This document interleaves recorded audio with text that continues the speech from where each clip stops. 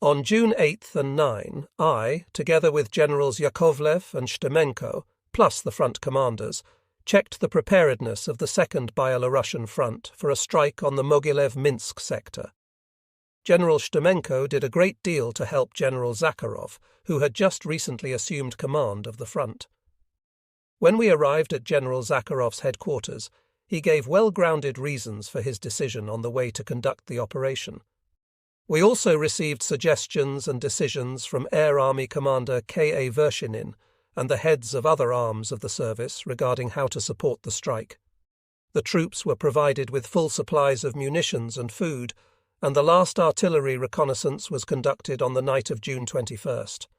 The troops were satisfied with their heavy and light weapons, and they felt confident that they would break through the enemy's resistance. In the evening of June 22nd, I went to the command post of the First Byelorussian Front and received reports of the units preparing to commence the attack. The enemy was also aware of the impending offensive, but the most important thing for us was that the Germans had concentrated considerable forces to defend the approaches to the line Borisov-Minsk, not to repel our attacks in the direction of Vitebsk and Mogilev. The first day of the offensive, June 22nd, was marked by artillery strikes. For 3 hours, the artillery bombarded the German positions, and at 12 o'clock hours, our troops began the offensive. After that, heavy infantry assaults commenced. The main attacks were directed by the Third Army against Zlobin and the 48th Army against the enemy's left flank. Despite initial difficulties, they quickly pierced the enemy defences. The commanders of the First Byelorussian Front informed me that the enemy was losing its cohesion and withdrawing. On the second day of the operation, our troops, having made use of the unexpected success, pursued the retreating enemy and did not allow it time to regroup its forces. By the evening of June 24th, the Germans had lost 18,000 men, 56 tanks, and 165 guns. A few days later, on June 27th, my operational group of the First Byelorussian Front arrived at the command post of the Third Byelorussian Front. Together with Army Commander Rudenko, we drew up a plan to capture Vitebsk. The First Byelorussian Front's task was to envelop and destroy the 19th Army, while the Third Byelorussian Front was to seize Vitebsk.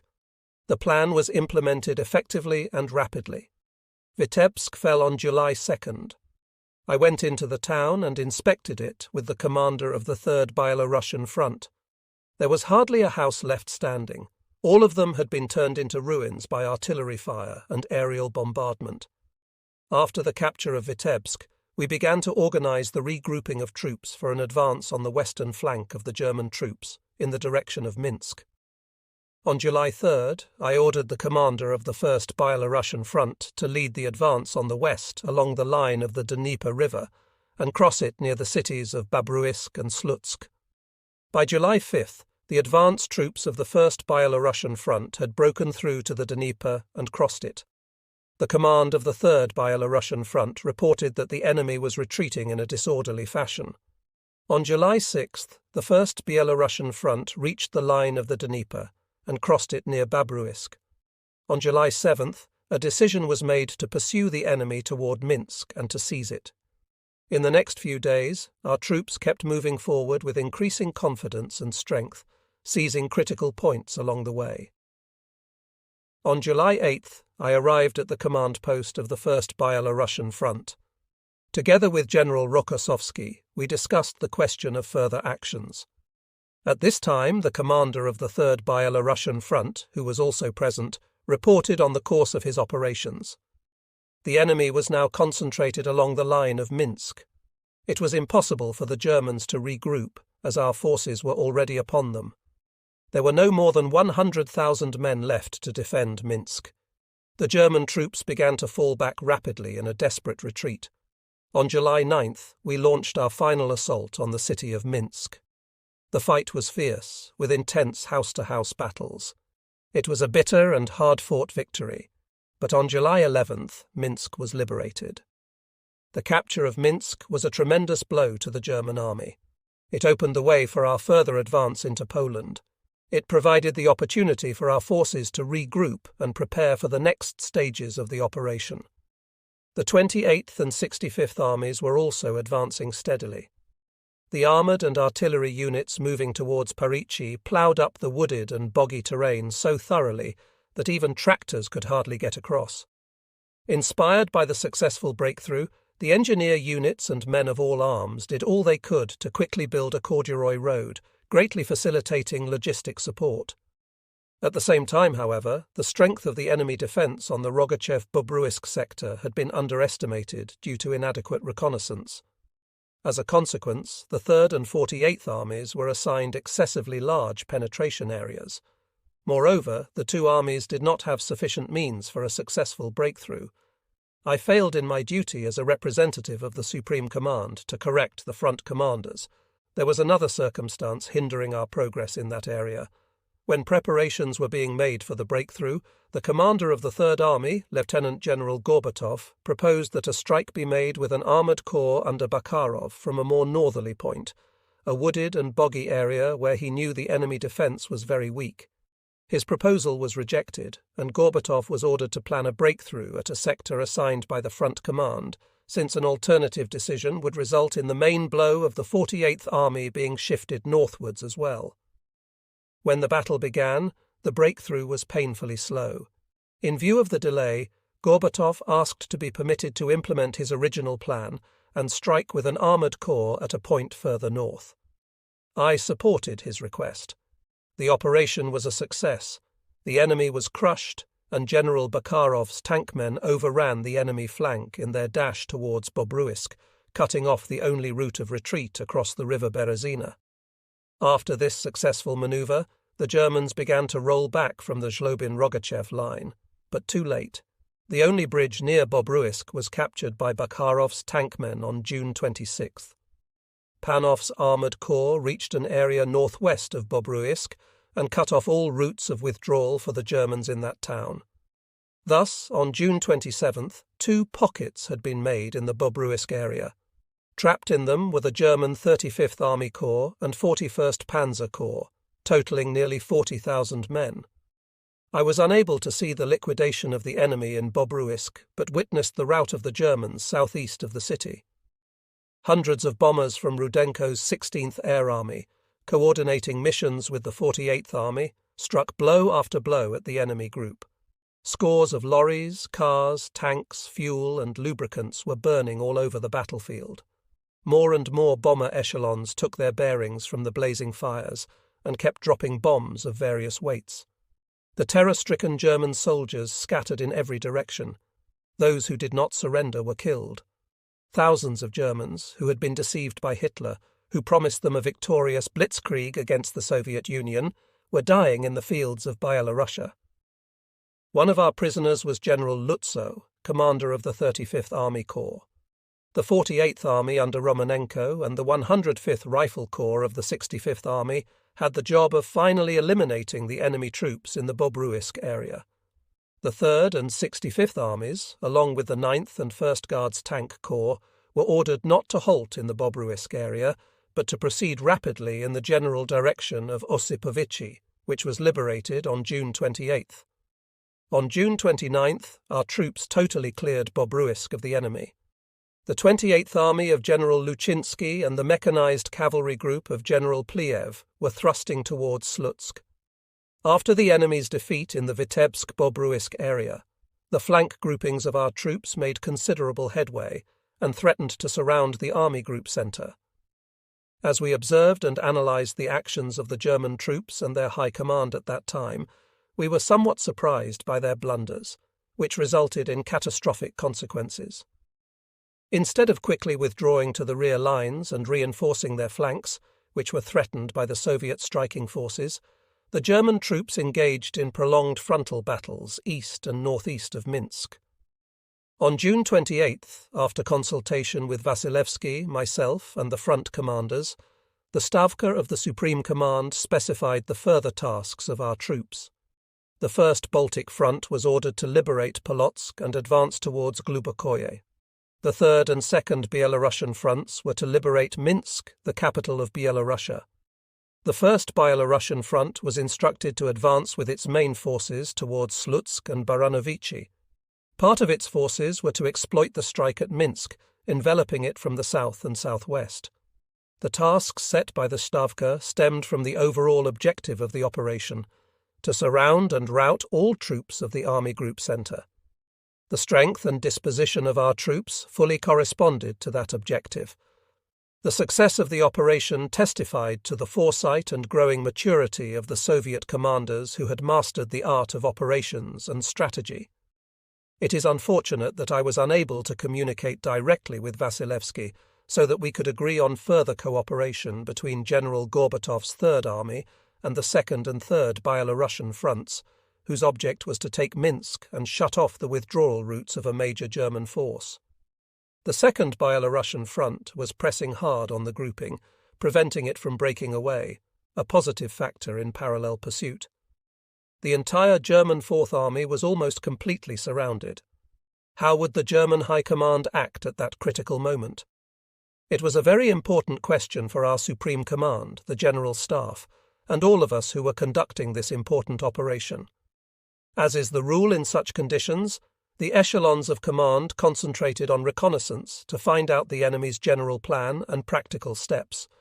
But no matter how hard we tried to discover the main features of the operational strategy of the German command, we found nothing beyond the reinforcement of the sectors considered most dangerous. The Byelorussian partisans operating in the Minsk area informed us that the Government House, the buildings of the Republican Party Central Committee, and the Officers' House were being hastily mined for demolition before retreat. To save the city's biggest buildings, we decided to accelerate the advance of our armoured troops and send along engineers for demining.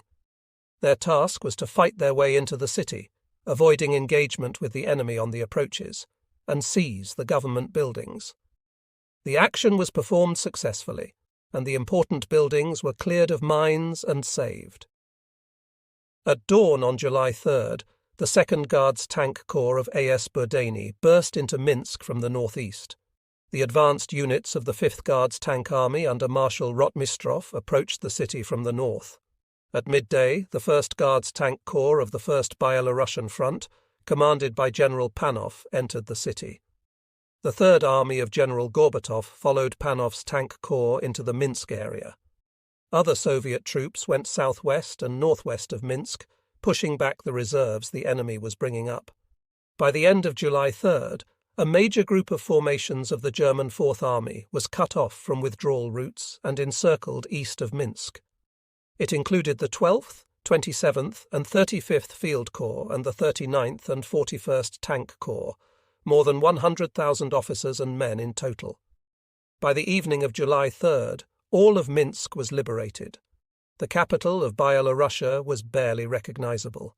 I had commanded a regiment there for 7 years, and knew well every street, all the main buildings, bridges, parks, stadiums and theatres. Now everything was in ruins. Where whole apartment buildings had stood, there was nothing but heaps of rubble. The people of Minsk were a pitiful sight, exhausted and haggard, many of them in tears. By July 11th, the surrounded German troops, in spite of their resistance, were killed or taken prisoner. Among the 35,000 prisoners were 12 generals, including 3 corps commanders and 9 division commanders. Our men spent several more days tracking down groups of German officers and men trying to join their troops, but the enemy was rolling back so rapidly that this was not easy. The local population and the partisans, the real masters of the Byelorussian forests, helped us immensely in clearing the territory of the enemy. Since a gap had been made in the enemy defence on the western sector on July 4th, the Supreme Command ordered the continuation of the offensive. The fronts were ordered: the First Baltic Front to advance in the general direction of Šiauliai, with its right flank moving towards Daugavpils and its left flank thrusting for Kaunas. The Third Byelorussian Front to move towards Vilnius, with part of its forces advancing towards Lida.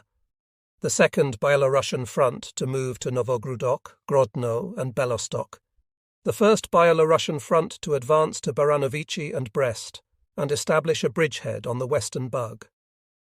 On July 7th, when our troops were completing the elimination of the encircled enemy grouping east and southeast of Minsk, and the advance echelons were crossing the Berezina River, I received a message from Vasilevsky. The Supreme Command decided to conduct an airborne operation over the area west of the Berezina and strike the enemy's rear to the east of the western part of the city. The airborne assault troops would help secure the foothold and cut the main routes of withdrawal. It was a good idea, but difficult to implement since the entire area was under enemy artillery fire. The airborne operation was successful. It was another triumph for the Red Army. "Are you in cahoots with Vasilevsky?" asked Stalin. "Because he also asks for his fronts to be reinforced." "We are not," I replied, "but if that is his opinion, he is correct." "The Germans will fight for East Prussia till the very end," Stalin said, "and we may get stuck there. We should first of all liberate the Lvov region and the eastern part of Poland. Tomorrow you will meet Bierut, Ossubko-Morawski, and Rola Zimersky at my place. They represent the Polish National Liberation Committee, and they intend to issue a manifesto to the Polish people after the 20th of this month. We will send Bulganin as our representative to the Poles, and leave Telegin as member of the military council at Rokossovsky's headquarters. That evening, I was invited to Stalin's country house. Bierut, Ossubko-Morawski, and Rola Zimersky were already there. Our Polish comrades spoke about the difficult situation of their people, who had suffered 5 years of occupation.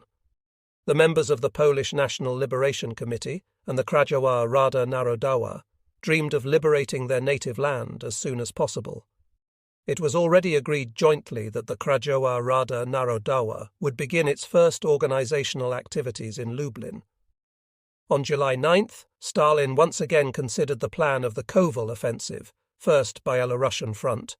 It provided for the routing of the Kovel-Lublin enemy grouping, the capture of Brest in conjunction with the front's right-wing troops, reaching the Vistula on a broad front and securing a bridgehead on its western bank. On July 10th, I was already back with the troops, where Rokossovsky, Novikov and I worked out the plans for the operations on the left flank of the First Byelorussian Front. On July 11th, I left Rokossovsky's headquarters by plane for the First Ukrainian Front. The task of the First Ukrainian Front was to strike 2 powerful blows, one in the direction of Lvov and the other in the direction of Rava-Ruskaya and Stanislav with part of the forces. The depth of the operation was about 240 kilometers, with a frontage of 120 kilometers. Concentrated in that sector were 80 divisions, 10 armoured and mechanized corps, 4 separate armoured and self-propelled artillery brigades, 16,100 guns and mortars, 2,050 tanks and self-propelled guns, 3,250 aircraft. Total troop strength was 1,110,000. This was more than enough for such an action. I thought it expedient to allot some of the forces of the First Ukrainian Front to strike at East Prussia. For some reason, however, the Supreme Commander was against it. I set up my command post in the area of Lutsk so that I could be closer to the Kovel grouping of the First Byelorussian Front and to the troops of the First Ukrainian Front. After the destruction of the encircled enemy in the Minsk area, our offensive developed satisfactorily. On some sectors, the Germans tried to put up resistance but were swept away and forced to retreat all along the front to Šiauliai, Kaunas, Grodno, Belostok and Brest.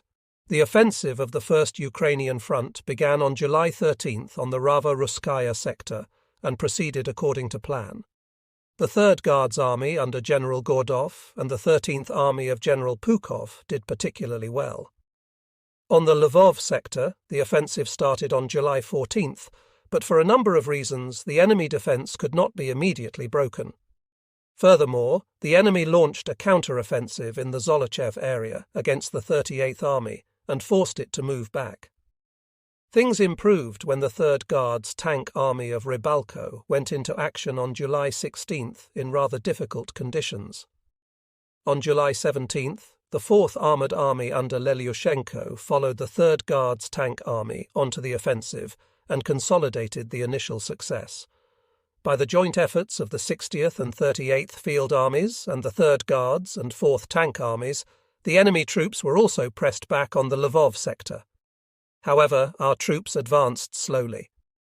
As July 18th drew to a close, the troops of the First Ukrainian Front had penetrated the Germans' defence and advanced from 50 to 80 kilometres.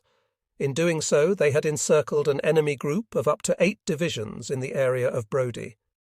On that memorable day, the troops of the First Byelorussian Front's left flank began an offensive from the area of Kovel towards Lublin.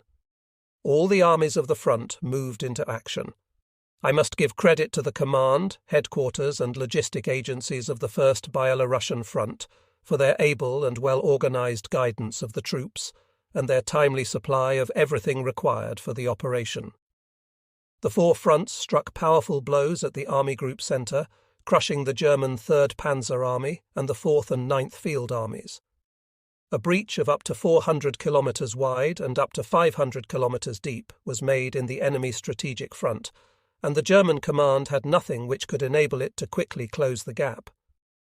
At this stage of the Byelorussian operation, the East Prussian bastion of the German defence was the main obstacle confronting us. This large enemy group was protected by the natural terrain and the strong engineering works. To successfully advance on Berlin, we had to break through the enemy defence in East Prussia on the march without a break in the rhythm of the fronts. This would be possible if the advancing troops were to receive reinforcements when required.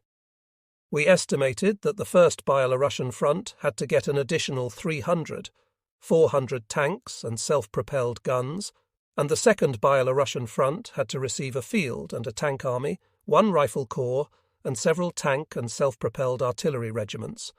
They also had to receive better air support. Once these reinforcements had come, all 3 Byelorussian fronts, in my opinion, would be able to seize East Prussia and reach the Vistula up to the Bay of Danzig inclusively, or at the very least by simultaneously reaching the Vistula to cut off East Prussia from central Germany. After meticulously drafting the possible directions of our offensive and the required forces, I reported my proposals to the Supreme Command in the early hours of July 19th. To Comrade Stalin. Copy to Antonov. In view of our troops' imminent approach to the state border, I present my considerations for the operations of the Byelorussian fronts in the immediate future. 1.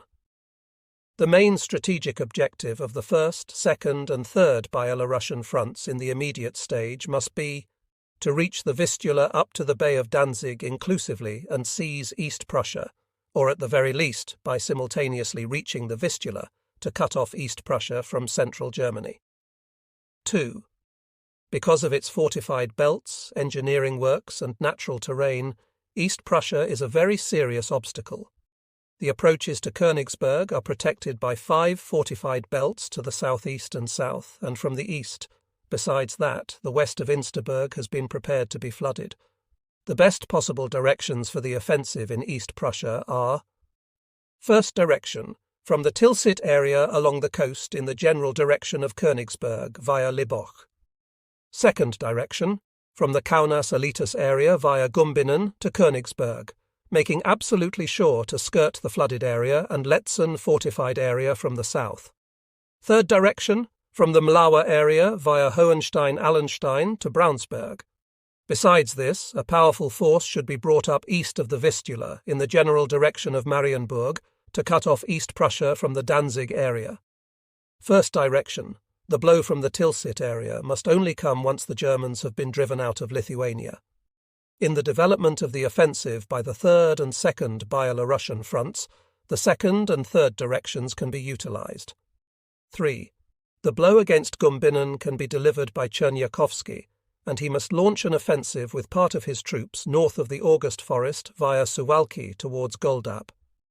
The blow from the Mlawa area must be delivered by the 2nd Byelorussian front in the following directions. A. One group in the direction of Allenstein. B. One group in the direction of Marienburg to reach the Bay of Danzig. C. One group must reach the Vistula in the Grudziądz-Niszawa sector, where it is to dig itself in. To the left, the 1st Byelorussian front must reach the line of the 1st Ukrainian front and, along with this front, seize propitious bridgeheads on the Vistula. The result was that the front command could not foresee the possible counter-manoeuvre by the enemy when his defence was penetrated. Artillery preparation and air support were poorly planned due to inadequate study of the enemy fire layout. Artillery fire and bombardment are most effective when shelling or bombing is carried out against very specific targets, not at areas or probable targets. Area shelling or bombing cannot destroy an enemy defense system. This is what happened in the Lvov sector. A lot of shelling and bombing, but almost no real results. Another important factor in understanding mistakes made in preparing for the operation is the armor's support of the infantry's attack and offensive. Advancing infantry is naturally vulnerable to enemy fire. All fire emplacements surviving the artillery preparation, a machine gun, a dug-in tank, a pillbox, etc., can pin down the advancing infantry and retard its progress. In these conditions, tanks can be of tremendous value when they accompany the infantry, and their fire neutralizes the enemy weapons not silenced by the artillery preparation. All this postulate was totally ignored in this instance. I cannot see why these mistakes are never mentioned when the Lvov-Sandomierz operation is discussed by historians. They must be analysed and explained to our young people so that the necessary conclusions can be drawn from the past. The defeat of a large German grouping in the area of Brody and the successful advance of the 1st Byelorussian Front's left wing on the Lublin sector and the 1st Ukrainian Front's right wing on the Rava-Ruskaya sector enabled the command of the 1st Ukrainian Front to send Rybalko's tank army to envelop Lvov from the north and northwest. The aim of the turning manoeuvre was to sever the routes of withdrawal of the enemy's Lvov grouping on the River San, capture Peremyshl, and, by delivering a blow from the west, help the 38th, 60th and 4th Tank Armies capture Lvov. At that time, the troops of the front's right wing were continuing to advance in the general direction of Sandomierz. During my talk with Konev on July 22nd, we agreed that the seizure by the 3rd Tank Army of the rear communications on the River San would force the enemy to leave Lvov. In fact, we both came to the conclusion that the surrender of Lvov by the Germans was practically a fait accompli, and whether it happened one day sooner or later did not matter much. But at dawn on July 23rd, Konev got me on the phone and said that Stalin had just called him. "What is your and Zhukov's grand idea about Sandomierz?" he asked. "We first have to take Lvov and only then think of Sandomierz." "And what was your reply?" I asked Konev.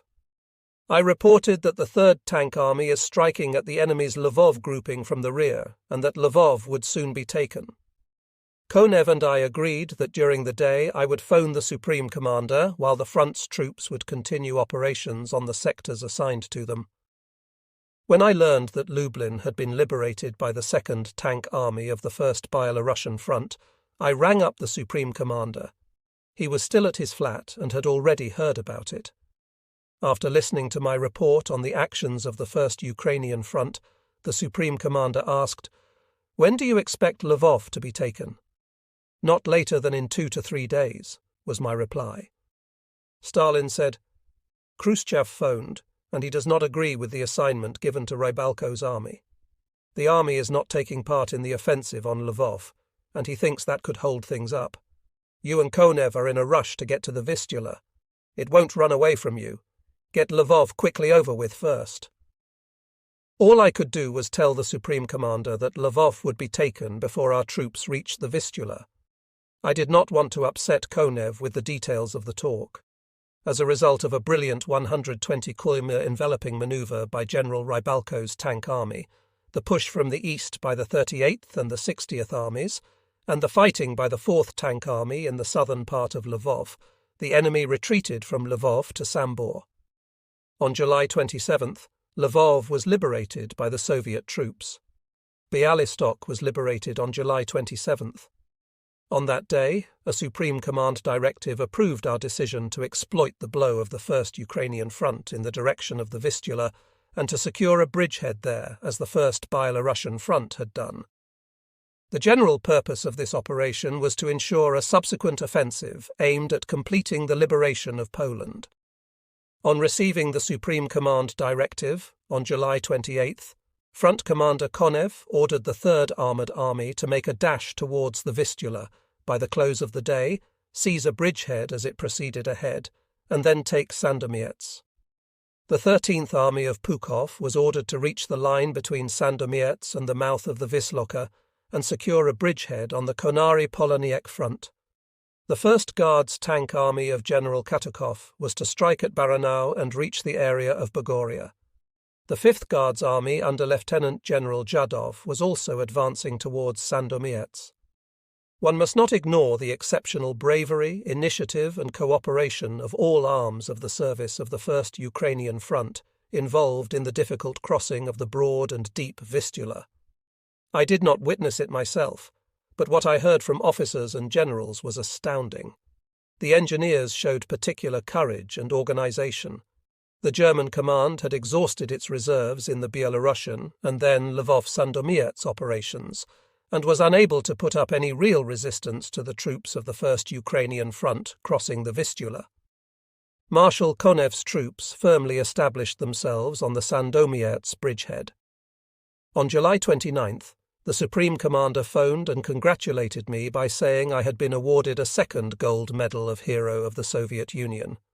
Then came a call from Kalinin, who also extended his congratulations.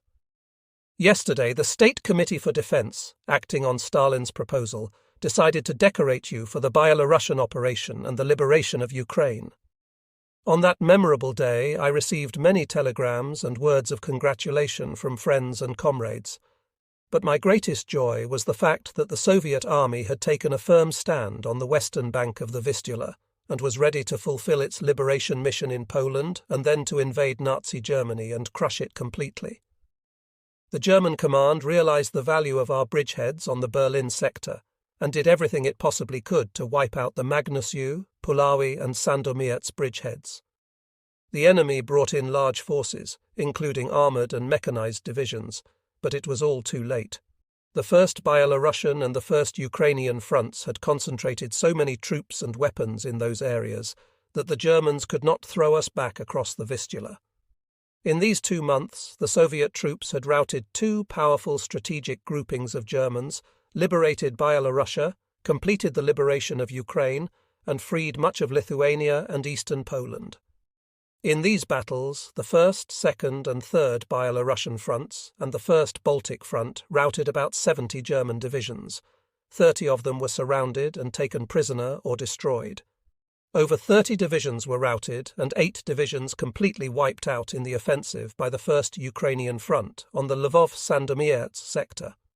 The Belarusian operation vividly demonstrated the ability of Soviet commanders of all levels to quickly encircle and destroy large enemy formations. The skill of the commanders, coupled with the competent actions and valour of the troops, resulted in the collapse of the Germans' strongest grouping in the Berlin strategic direction. The defeat of the Army Group's centre and northern Ukraine, the capture of 3 major bridgeheads on the Vistula, and the reaching of Warsaw brought our striking fronts closer to Berlin. It was now only 600 kilometres away. The routing of the Iasi-Kishinev group by the 2nd and 3rd Ukrainian fronts and the liberation of Moldavia created the conditions for the withdrawal of Romania and Hungary from the war. All this brought nearer the collapse of the fascist bloc and the defeat of Nazi Germany. In the western strategic direction, the front line had advanced 600 kilometres. By the end of August, it ran west of Jelgava, Siauliai, Suwałki, Ostrolenka, Pultusk, Praga, a Warsaw suburb, Magnusiew, Sandomierz, Sanok, Drogobish, and Czernowtsi, where it joined the line of the 2nd Ukrainian Front. On the northwestern sector, the Baltic fronts, along with the Leningrad Front and Baltic Fleet, were preparing an offensive blow against Army Group North in order to liberate all the Baltic republics as soon as possible and to defeat another powerful German force which had been pressed against the sea. In the western theatre, the military situation was also unfavourable for Germany. After heavy losses in the fighting in Normandy and unable to move troops in from other fronts to strengthen their forces against the Soviets, the German command decided to deliver the blow against the First Byelorussian Front. The further the front moved westward, the clearer it became that the enemy's forces were stretched to the limit. At the same time, the German command concentrated its attention on the creation of a formidable grouping in the direction of the Vistula, hoping that with its help it could strengthen its battered armies in East Prussia and the Balkans. The further the Soviet armies advanced, the clearer it became that the enemy was too weak to withstand our blows.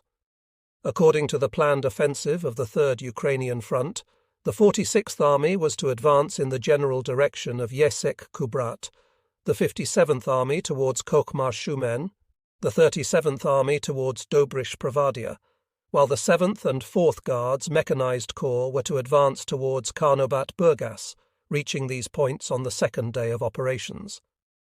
Since the pro-fascist government of Bulgaria continued, despite repeated warnings from the Soviet government, to violate its commitments of neutrality and actively collaborate with Nazi Germany, the Soviet government declared war on Bulgaria on September 5th. On September 6th, the Supreme Command ordered the Third Ukrainian Front to begin military operations. On the morning of September 8th, everything was ready to open fire, but from our observation posts we did not see any targets we could shell. Through stereotelescopes, binoculars, and with the naked eye, we could observe the ordinary flow of peaceful life. Smoke was billowing from the chimneys, and people were going about their daily chores. We could detect no military units. Marshal Tolbukin ordered the advanced detachments forward. In less than half an hour, the 57th Army commander reported that a Bulgarian infantry division was lined up on both sides of the road, welcoming our troops with unfurled red banners and military music. Similar reports soon came in from other directions. Army commanders informed me that Soviet troops were spontaneously fraternizing with Bulgarians. I immediately phoned Stalin. He told me, "Don't disarm the Bulgarian troops. Let them be while they are waiting for orders from their government." This simple act by the Supreme Command reflected our full confidence in the Bulgarian people and army, who gave a fraternal welcome to the Red Army as their liberator from German occupation and from the pro-fascist monarchy. As our troops moved deeper and deeper into the country, they were hailed warmly everywhere. Soon we linked up with the guerrilla detachments, which were well armed and had seized several towns and military targets. In view of the imminent danger posed by the German forces, which could strike from the area south of Nice towards Sofia, the Supreme Command ordered a reinforced infantry corps to be moved into the Bulgarian capital. On September 8th, we entered Varna, and on the following day, Burgas and other areas. As our Black Sea naval force was approaching Bulgarian ports and Soviet paratroops were landed, the Germans sank their ships and their troops were subsequently captured by our sailors. On September 9th, the Bulgarian people, led by the Workers' Party, overthrew the pro-fascist government and proclaimed a democratic government of the Fatherland Front, which proposed an armistice to the Soviet government. The State Committee for Defense immediately instructed the Supreme Command to halt the advance of our troops in Bulgaria. On orders from the Supreme Command, the troops stopped their advance at 21 o'clock September 9th and were deployed in assigned areas. It was gratifying to know that in this so-called war there had been no casualties on either side. All these events were a graphic example of how the Soviet armed forces were carrying out their liberating mission. They also demonstrated the real force of the masses in abolishing anti-popular regimes. Circumstances did not permit me to travel in Bulgaria at that time, a country with which our people are bound by age-old ties of friendship born in common battles against oppression. Vacationing in Varna after the war, my wife and I travelled almost all over Bulgaria. As a lieutenant colonel in the medical service and a physician at the Burdenko Chief Military Hospital, my wife was especially interested in the organization of public health in Bulgaria, while I was interested in military aspects. Everywhere we went, we saw that the Bulgarians cherished the memory of the Russian soldiers who had given their lives for the better future of the Bulgarian people. It was especially gratifying to see the enthusiasm of the working class, peasants, and intellectuals who, led by their Communist Party, were remaking their country along socialist lines. At the end of September 1944, I returned to General Headquarters from Bulgaria. A few days later, the Supreme Commander instructed me to promptly go to the area of Warsaw and the sectors of the First and Second Byelorussian fronts. First of all, I wished to find out how things were in Warsaw itself, whose residents had not long before staged an uprising against the fascist aggressors.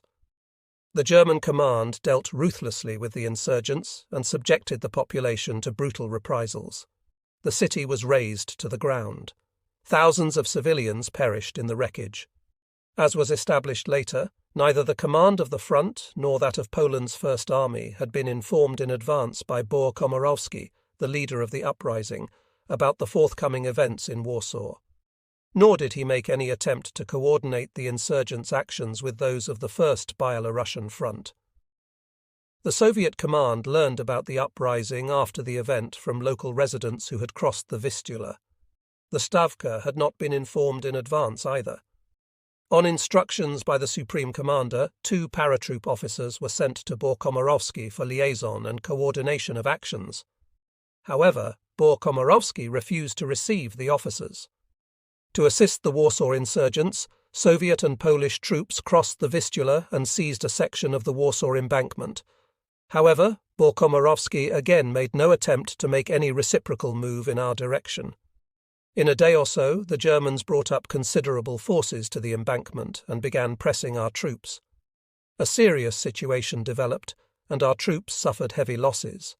Having considered the situation and being convinced of the impossibility of capturing Warsaw, the command of the front decided to withdraw the troops from the embankment to its bank. I have ascertained that our troops did everything they possibly could to help the insurgents, although the uprising had not been coordinated with the Soviet command. All that time, both before and after our troops' forced withdrawal, the First Byelorussian Front continued to furnish assistance to the insurgents by air-dropping provisions, medicines and ammunition.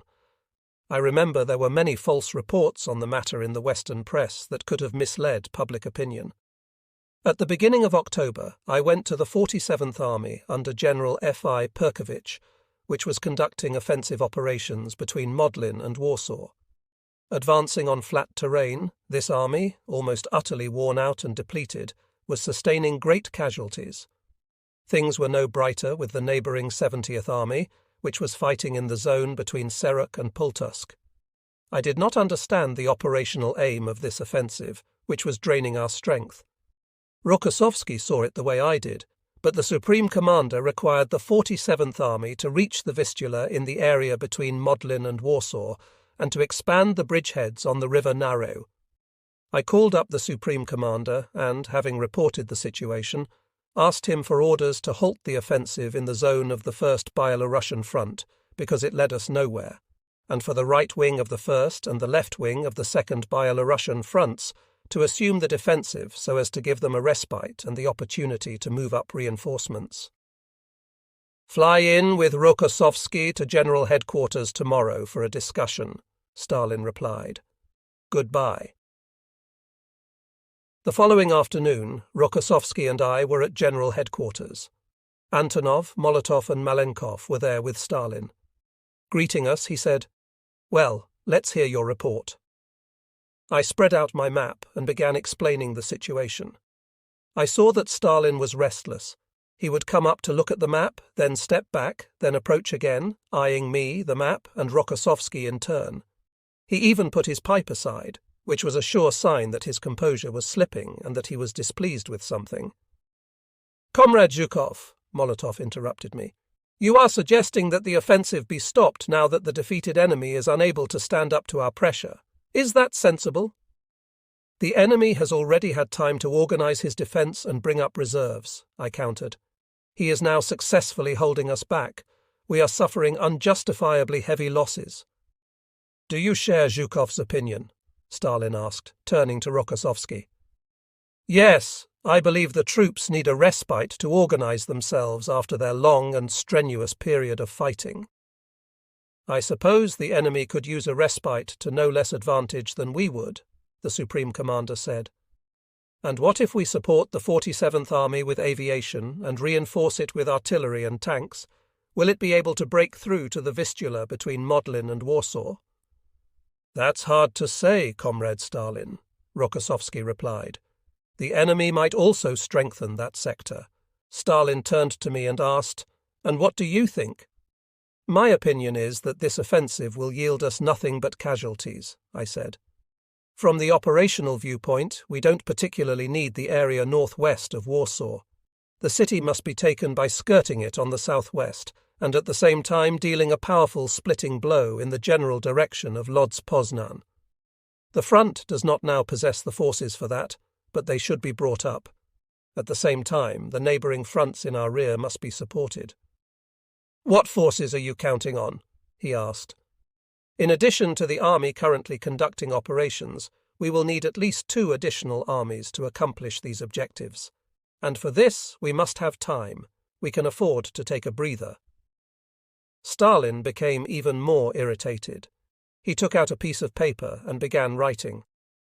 "But if we're going to take a breather, we must do it without any interruption to our operations. Your task is to keep the pressure on the enemy. Only when you feel the Germans are exhausted will you be able to give your troops a rest." He continued writing while the tension in the room grew. After a short while, he raised his head and handed the piece of paper to Malenkov, who read aloud, "Order of the Supreme Commander, the 6th of October 1944, 1.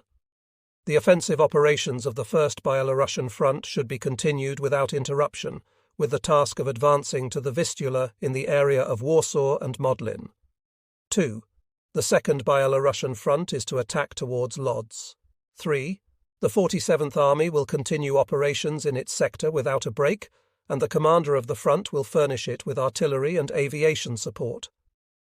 Molotov, too, looked at the document and said, "That's a good order. The Germans must not be given the chance to rest." I saw my audience had concluded that the meeting was over, and I decided to speak. "Comrade Stalin," I said, "with all due respect, I feel that this order is incorrect. We have to tell you again about the extreme difficulties our troops face." "Have you heard, Comrade Zhukov? I'm not taking orders from you," Stalin shot back, "and you'd better not take this too far." Stalin left the meeting. I glanced at Rokossovsky, and I could see that he too was deeply troubled by what had just happened. The Yugoslav People's Liberation Army, headed by Marshal Josip Broz Tito, had moved out to the Vukovar-Kakak split line up to the Adriatic Sea. After liberating France, Belgium, and part of Holland, the American, British, and French forces advanced to the line running from the Maas estuary in Holland down to the German border up to Switzerland. They had thus moved up to the fortified area known as the Siegfried Line. Fascist Germany was hard-pressed. Towards the end of 1944, the production of armaments began to decline sharply. The stranglehold on Germany was being tightened in the east, southeast, and west. By the end of 1944, Germany found itself in strategic encirclement with practically no way out. Hopes of aid and support from Western imperialist circles dissipated, and the strength of the Red Army grew from day to day. Not a single one of the Germans we captured and interrogated during that period believed in Germany's victory. Deutschland kaputt, Hitler kaputt, they all declared. However, Hitler decreed one general call-up after another. The fascists mercilessly suppressed the slightest opposition to the regime. The Gestapo's persecutions became especially cruel after the attempt on Hitler's life on July 20th, 1944. The German government's decree on the formation of the Volkssturm, People's Militia, involving men between 18 and 60, became effective on October 18th. That force, under Himmler's command, was to serve as a reserve army. We were well aware that the Volkssturm would not be able to stand up to our battle-tried and well-armed regular troops. The Hitlerites even formed a women's auxiliary corps. All those measures fully indicated to us that Germany was desperate. It was straining its last strength in an attempt to put off the inevitable collapse. However, by the end of 1944, the German High Command was still capable of conducting defensive operations and offering active resistance. Its armed forces still had 9,400,000 men, including 5,400,000 in the field army. The Nazi command kept the bulk of its forces on the Eastern Front, 3,700,000 men, over 56,000 artillery pieces and mortars, more than 8,000 tanks and assault guns, and 4,100 combat aircraft.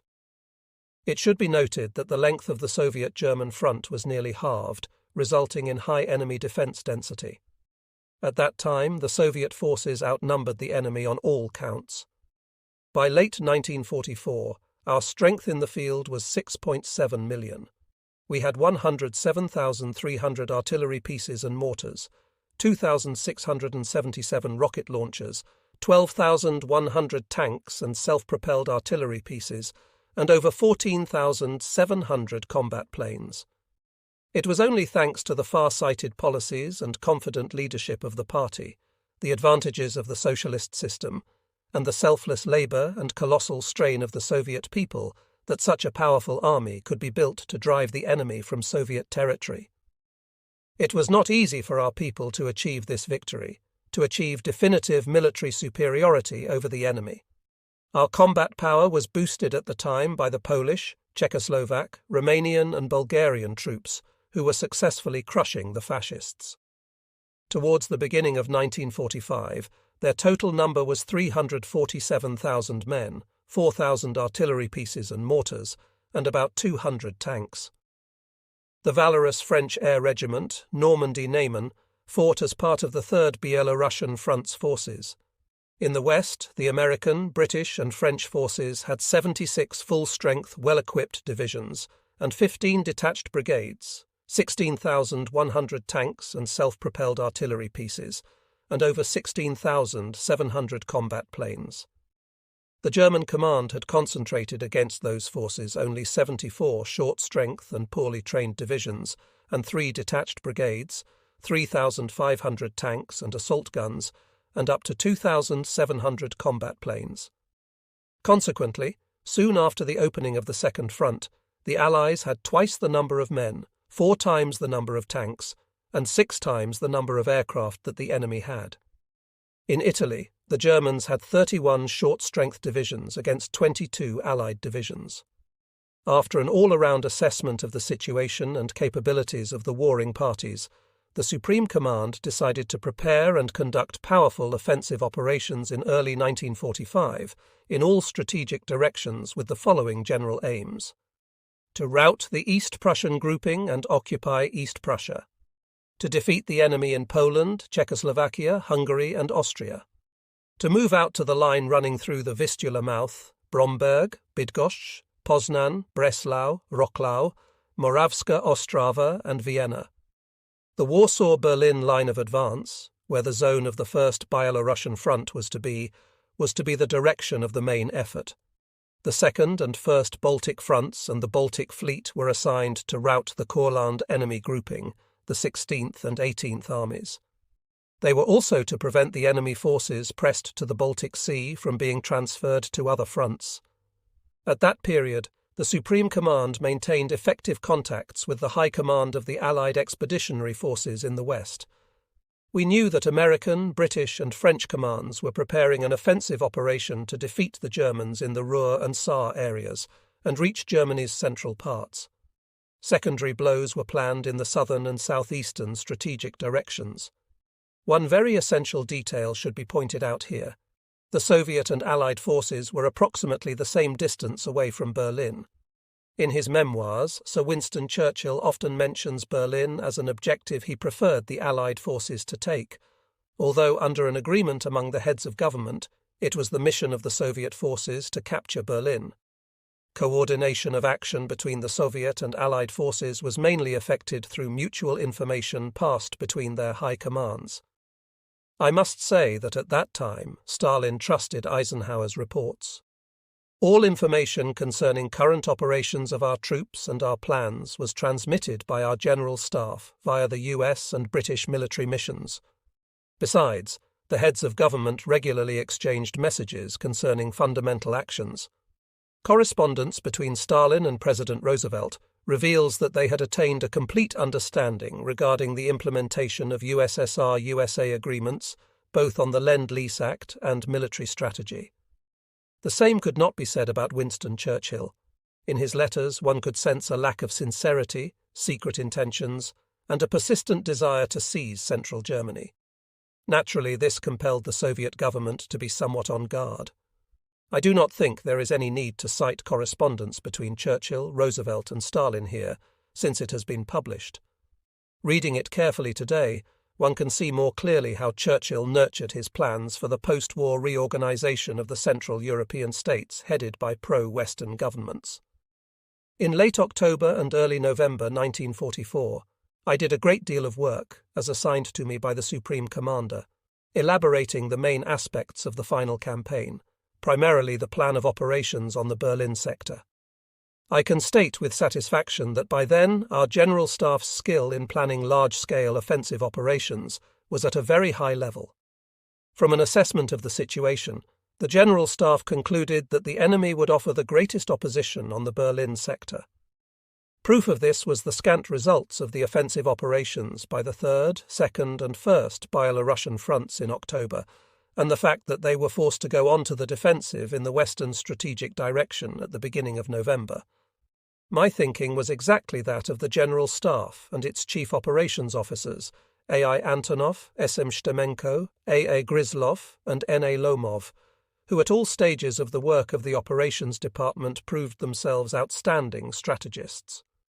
In the opinion of the General Staff, the offensive would have to be initiated by our southern fronts on the Vienna sector. This would inevitably compel the German command to move considerable forces from our western fronts in order to reinforce their southeastern strategic direction, which was crucial for the fate of South and Southeast Germany. Planning an offensive on the western sector involved a serious problem: the situation in East Prussia, where the enemy had considerable forces and well-organized defenses, supported by permanent engineering installations, difficult terrain, and strong stone structures in villages and towns. It was a pity the Supreme Commander had shown a lack of understanding in summer when it was proposed to strengthen the troops of the fronts operating on the East Prussian sector. With the Byelorussian offensive operation developing successfully, its momentum could have been employed to break the enemy defence. Now, the enemy grouping in East Prussia could be a serious threat to our forces that were to advance on Berlin. On either November 1st, or perhaps November 2nd, I don't remember which, Antonov and I were summoned by the Supreme Commander for a discussion of the plan for the winter operations. Antonov presented a draft, which I had approved. Once again, the Supreme Commander did not feel it possible to accept our joint proposal to strengthen the 2nd Byelorussian front with one more army in order to knock out the East Prussian grouping. We suggested getting that army from the Baltic fronts, which in our opinion should have moved over to the defensive so it could contain the 16th and 18th armies of the Courland enemy grouping. After the October Revolution holidays, we and the General Staff began elaborating the offensive plan for the 1st Byelorussian front. By that time, the command and staff of that front had already submitted their major considerations to the General Staff on the conduct of the operation, considerations basically reflecting the current situation. We had discussed them on several occasions with Rokossovsky and Malinin. As I have already mentioned, I did not favour a frontal attack on Warsaw across the Vistula, and I made this known to the Supreme Commander. He approved my proposals. On November 15th, I left for Lublin, where I received an order appointing me commander of the 1st Byelorussian Front, with General Telegin as member of the front's military council, and Rokossovsky commander of the 2nd Byelorussian Front. There, in Lublin, I met Bierut and other leaders of the Polish Workers' Party and the National Liberation Committee. On November 16th, I assumed command of the front, and that same day, Rokossovsky left for the 2nd Byelorussian Front. Until the end of November, the staff of the front, headed by Malinin, continued working out the plan of the offensive and drawing up requests to the Supreme Command for reinforcements and supplies. The staffs of the front and of the front rear, along with commanders of the fighting services, had done a colossal amount of work calculating strength and supplies for the coming operation. The plan was approved in late November. Although an exact time had not been fixed by the Supreme Commander for the beginning of the operation, he had tentatively fixed it for the period of January 15th, 20. The tasks ahead of us and the time limits for attaining combat readiness required extensive and complex work with the troops, command personnel, staffs, and logistic agencies. Preparations for the Vistula-Oder operation were very different from those of similar scale on Soviet territory. Before, we were fed with intelligence by guerrilla detachments operating behind enemy lines. Now, there was none of this anymore. We could only gather intelligence through Secret Service agents and through aerial and ground reconnaissance. This important aspect of the situation was pointed out emphatically to all chiefs of staff. Our supply routes along railways and motor roads now lay in Poland, where, besides true friends and people loyal to the Soviet Union, there were enemy intelligence agents. The new conditions demanded special vigilance and secrecy of maneuvers and deployment. By that time, the Army Party organizations had carried out, on the instructions of the Party Central Committee, extensive explanatory work on how our troops must conduct themselves abroad. They were to come as liberators, not conquerors. Thorough orientation was necessary in all units of the front to prevent any irresponsible acts on the part of our officers and men in Poland from the very beginning. We had established normal relations with local authorities and public organizations, and had their cooperation wherever possible. The troops, in turn, shared everything they had with the people. In this way, from the very beginning, we laid the foundation of fraternal friendship between the Soviet and Polish peoples, who had lived through the horrors of Nazi occupation. The Military Council of the Front decided to stage the future operation to conduct preparations with greater efficiency. All commanders of the armies, members of the military councils, chiefs of staff, commanders of detached corps, the deputy commander for logistics, and heads of the fighting arms and services took part in the manoeuvre. The staff of the front proved itself splendidly able to organize an interesting and instructive manoeuvre. Problems of logistical support stated by the logistics chief were given careful consideration. The army commanders also held manoeuvres on the army scale. Staging the operations and discussing the relevant problems helped the command personnel better understand each other's roles in future combat and clarified matters of cooperation with their neighbours, the Air Force, mobile troops, artillery and engineers. As the operation had to be launched from two comparatively small bridgeheads with tremendous troop concentrations, organising logistical operations in the army and the immediate rear was exceedingly difficult. During the stepping-up period, logistical operations could only be conducted via the bridgeheads and their very inadequate dirt roads. To establish closer cooperation between the bridgeheads, a war game was held on January 4th at the headquarters of the 69th Army under General Kolpaczy. The commanders of all units of that army took part. I also invited Chuikov, commander of the 8th Army, Bazarin, commander of the 5th Army, and Katukov and Bogdanov, commanders of the 1st and 2nd Tank Armies, along with their chiefs of staff. At the end of December, I had to fly to General Headquarters to discuss several issues with the Supreme Commander prior to final approval of the general plan for closing operations. By the end of November 1944, the Supreme Command had finally evolved the concept of closing operations in the Western strategic direction. The timely adoption of a strategic plan allowed the fronts to carefully consider all operational, strategic, logistical and political problems. Two large-scale offensive operations were planned in the Western strategic direction before we were to strike directly at Berlin, one in East Prussia by the 3rd and 2nd Byelorussian fronts, and the other on the Warsaw-Berlin sector, involving the 1st Byelorussian and 1st Ukrainian fronts. The 1st Byelorussian front was to mount the offensive in the general direction of Poznan, while the 1st Ukrainian front was to reach the Odra, northwest of Glogau, Breslau, Wrocław, and Raciborz. The entire 2nd Byelorussian front stood poised against the East Prussian enemy grouping. Up to the beginning of February, the main forces of the front were supposed to fight to tie up this grouping in East Prussia. The left flank armies of the front, having advanced to the lower Vistula north of Bromberg, Bydgoszcz, were to pass over to the defensive. The immediate operational objective of the 1st Byelorussian front was to break the crust of enemy defence in two different areas simultaneously. Having knocked out the Warsaw-Radom enemy grouping, the front aimed to move out to the Lodz meridian. The subsequent plan of action was to advance towards Poznan up to the line running through Bromberg, Bydgoszcz, Poznan and further south, where tactical contact with the troops of the First Ukrainian Front was to be made.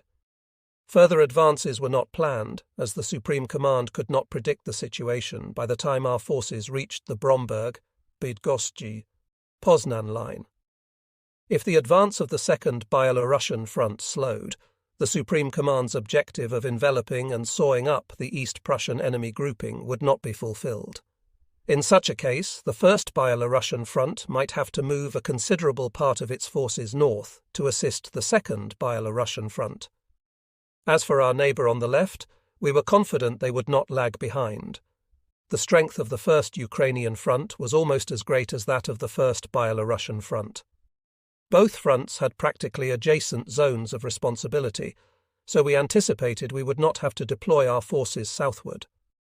The Supreme Command did not foresee any southwestward or southward movement by the grouping of the First Byelorussian Front. Planning an operation for a depth of several hundred kilometres, with the enemy command free to manipulate its reserves, made such movements impossible.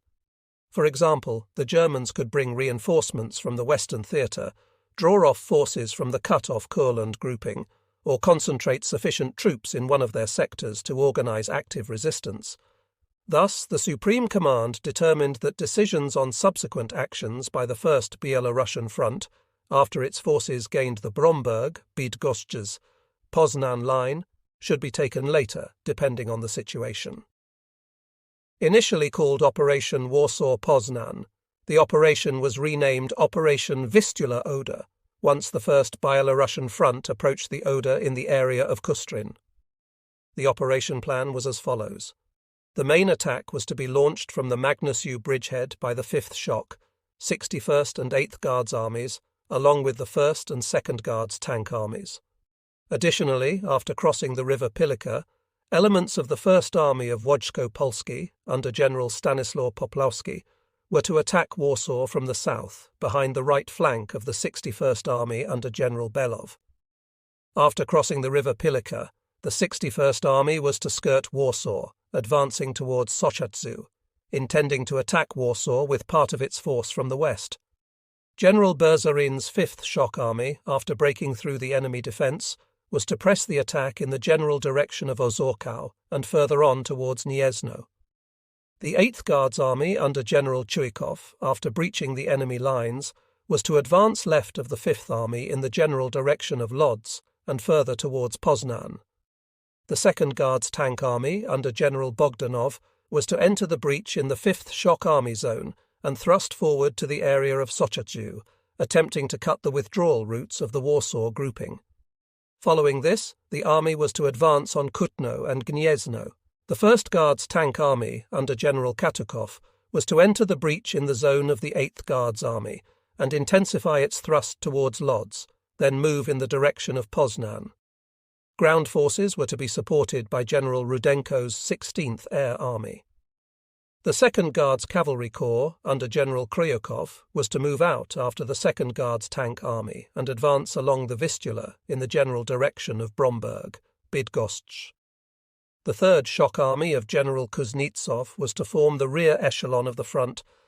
A secondary attack was to be launched by the 69th and 33rd Armies from the Pulowy bridgehead, reinforced by the 11th and 9th Tank Corps, moving in the general direction of Radom and further towards Lodz.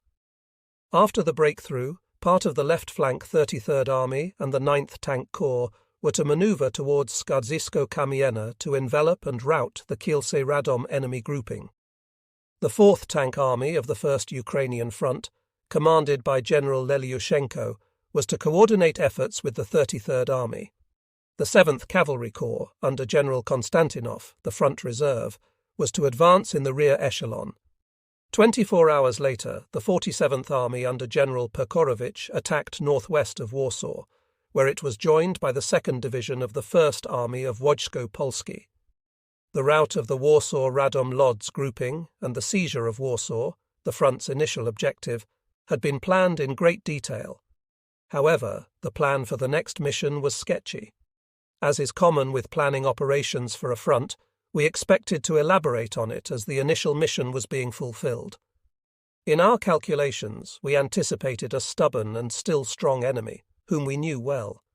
We had given much thought to improving the organization of artillery preparation and air support to effect a breakthrough for the entire tactical depth and send tank troops into the gap as early as possible. While preparing the operation, we worked diligently to mislead the enemy about the scope of our offensive and the directions of attacks, particularly the main attack. We aimed to make the enemy believe we were concentrating troops against Warsaw to the east of the city. However, we were not absolutely certain that the enemy had been deceived and had no idea of our true plans. We feared that, having guessed our intentions, the enemy would withdraw its main forces from the forward positions into the depth, allowing us to fire hundreds of thousands of shells on empty lines. Following a comprehensive analysis of the situation and a discussion of all the pros and cons with commanders of the fighting services, we decided to conduct, right before the main attack, and after a powerful 30-minute artillery attack, a major reconnaissance effort. If the enemy hesitated, we would immediately attack in full strength. For this frontal attack, each division detailed 1 or 2 infantry battalions, supported by tanks and self-propelled mounts. The reconnaissance in force was to have air support in addition to artillery. The enemy did not sustain the probing attack and began rolling back from the main line of resistance, apparently mistaking it for the attack of the main front forces. Having opened fire with all their artillery and directed the bulk of the air force against targets in the depth of the enemy defence, the armies of the front then dashed forward with their attack echelons. On the first day of the operation, at 13 o'clock, the 11th Tank Corps was brought into battle. From that moment on, the breakthrough exploitation proceeded according to plan, saving many thousand tons of ammunition for later use in continuing the operation. On the second day of the offensive, the 1st and 2nd Guards Tank Armies and the 9th Tank Corps were brought into action. Their thrust shook both the tactical and strategic defence systems of the enemy. When the 2nd Guards Tank Army, rolling swiftly, reached the Ziradow-Sochadzu area, and the 47th Army seized a portion of the Vistula's southern bank north of Warsaw, the Germans began a hasty withdrawal from the city. As they left Warsaw, the Germans demolished the Polish capital completely and annihilated the population en masse. Operating to the right of the 1st Byelorussian Front were the 2nd and 3rd Byelorussian Fronts. Their mission was to knock out the East Prussian enemy grouping and take East Prussia. The main grouping of the 2nd Byelorussian Front was to advance to the area of Marienburg and cut off the East Prussian grouping from East Pomerania, Danzig and Gdynia. The front was to launch its main attack from the Rosen bridgehead in the direction of Mlawa. The secondary blow was to be delivered from the Serok bridgehead in the general direction of Bielsk and Lipno. The 70th Army was to advance its left wing along the northern bank of the Vistula and prevent the enemy's retreat from the zone of operations of the 1st Byelorussian Front across the river. The offensive began on January 13th. The 2nd Byelorussian Front, Marshal Rokossovsky, commander, General Subotin, military council member, General Bogolyubov, chief of staff, employed part of its forces and passed to the offensive simultaneously with the 3rd Byelorussian Front, General Chernyakovsky, commander, General Makarov, military council member, General Pokrovsky, chief of staff. The next day, Rokossovsky's main forces set out on the Mlawa sector. The enemy resisted stubbornly, and the breakthrough was being exploited very slowly. It was not until January 19th, after all the armoured and mechanized units of the front were moved into battle, that the breakthrough was completed. The 2nd Byelorussian Front captured Mlawa, Przasnysz and Ciechanów. Advancing briskly south of the Vistula, the 47th Army and the 2nd Guards Tank Army provided reliable protection for the 2nd Byelorussian Front's left flank. The 1st Ukrainian Front, Marshal Konev, commander, General Kryniukov, military council member, General Sokolovsky, chief of staff, operating on the left of the 1st Byelorussian Front, started the offensive from the Sandomierz bridgehead on January 12th. The mission assigned to the 1st Ukrainian Front by the Supreme Command was to reach the Piotrko-Czestochowa-Mieczał line on the 10th or 11th day of the operation, and then continue the offensive towards Breslau. The offensive of the 1st Ukrainian Front was moving ahead successfully. The central line of resistance had been pierced on the first day, and the attack echelons, supported by sections of the tank armies, advanced 20 kilometers. The 3rd Guards Tank Army, under General Rybalko, and the 4th Tank Army, under General Lelyushenko, went into action and emerged into the operational space, destroying the enemy reserves that were coming up.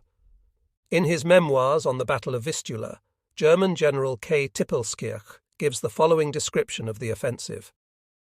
The blow was so strong that it toppled not only the 1st echelon divisions, but also the rather large mobile reserves that had been drawn up quite close to the front lines on Hitler's peremptory orders. These reserves had already suffered during the Russian artillery preparation, and later, when the general retreat started, they could not be used as planned at all. To this account I can only add that those reserves could not be used in any case, since they had been annihilated by the forces of the 1st Ukrainian and 1st Byelorussian fronts.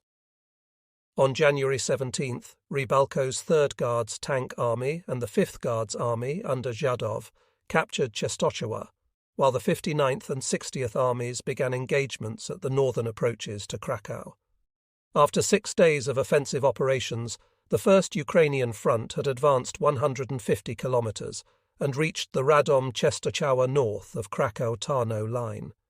The situation was favorable for the front to continue its advance towards the Oder. The 1st Byelorussian front, which had started the offensive on January 14th, was also successfully continuing the operation. General K. Tippelskirch writes, "By the evening of January 16th, that is the 3rd day of the offensive, author, there was no continued, organically connected German front in the sector between the rivers Pilica and Nida. The units of the 9th Army still holding on the Vistula near Warsaw and south of it were in grave danger. There were no more reserves." On January 17th, the 1st Byelorussian front and the 1st Ukrainian front came abreast. That day, the units of the 1st Army of Wojsko-Polski took Warsaw. Along with them came elements of the Soviet 47th and 61st Armies. Just as happened after the German defeat outside Moscow, when Warsaw fell, Hitler severely punished his commanding generals. Colonel General Harper, commander of Army Group A, was replaced by Colonel General Schorner, and General Luttwitz, commander of the 9th Army, by Infantry General Buss. After the Military Council of the Front had looked over the ravaged city, it reported to the Supreme Commander, "The fascist barbarians have destroyed Warsaw, capital of Poland. With sadistic cruelty, the Hitlerites demolished one block of houses after another. The largest industrial enterprises have been razed to the ground. Houses have been either blown up or burnt down. The municipal economy is disrupted. Thousands upon thousands of civilians have been exterminated. The rest driven out. It is a dead city." Listening to people from Warsaw tell about Nazi atrocities during the occupation, especially before the retreat, one found it hard to understand the psychology and moral character of the enemy. Polish officers and men took the destruction of the city especially hard. I saw battle-scarred Polish soldiers shed tears and pledge then and there to take revenge on the fiendish foe. As for Soviet soldiers, we were all embittered and determined to punish the enemy for the atrocities committed. Boldly and swiftly breaking down all enemy resistance, our troops were rapidly gaining ground. With the operation developing successfully, on January 17th, the Supreme Command specified the tasks of the fronts on the Oder sector. The 1st Byelorussian front was to reach the Bydgoszcz-Poznan line by February 2nd or 4.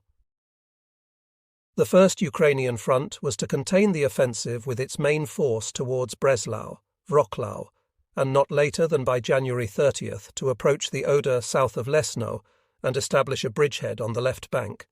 Its left flank was to liberate Krakow by February 20th, 22. To check the advance of the 1st Byelorussian front, the German High Command redeployed Panzer Division Großdeutschland to the Lodz area from East Prussia and 5 more divisions from the west. However, those forces were destroyed even before they could properly deploy for combat. Our thrust was so swift and stunning that the Germans abandoned all hope of stopping the Soviet troops anywhere in Poland. Lodz fell on January 19th, and on January 23rd, the front's right flank forces captured Bydgoszcz. On the morning of January 22nd, the units of the 1st Guards Tank Army commenced fighting at the approaches to Poznan. The 69th Army and then the 8th Guards Army soon drew up near Poznan. The left flank of the front reached the area of Jarosin and established tactical cooperation with the right wing of the 1st Ukrainian Front. On January 25th, the Supreme Commander called me up during the day, and having listened to my report, asked what we were going to do next. "The enemy is demoralized and unable to offer any considerable resistance," I replied. "We have decided to continue the offensive until we reach the Oder. Our main direction is towards Kostradzin, where we will try to seize a bridgehead. Our right flank will turn north and northwest to face the East Pomeranian grouping, which as yet presents no immediate serious danger. When you reach the Oder, you will be separated from the Second Byelorussian Front by more than 150 kilometers, Stalin said. We cannot afford that now. We will have to wait for the Second Byelorussian Front to finish its operation in East Prussia and move its forces out beyond the Vistula. How much time will that take? 10 days or so. Besides, Stalin added, right now the 1st Ukrainian Front will not be able to continue its advance and protect you on the left, because it will be engaged for some time liquidating the enemy in the area of Opole and Katowice. I ask your permission not to stop the offensive, I said, because later it will be more difficult for us to penetrate the Miedzierzek's fortified line. It will suffice to give the front one more army to protect the right flank. The Supreme Commander said he would think it over, but we did not hear from him that day. On January 26th, the reconnaissance group of the 1st Guards Tank Army reached the Miedzierzek fortified line and captured a large group of officers and men. From prisoners' statements, it appeared that the line was not yet manned in many places, and that units were just moving out to fill in the gaps.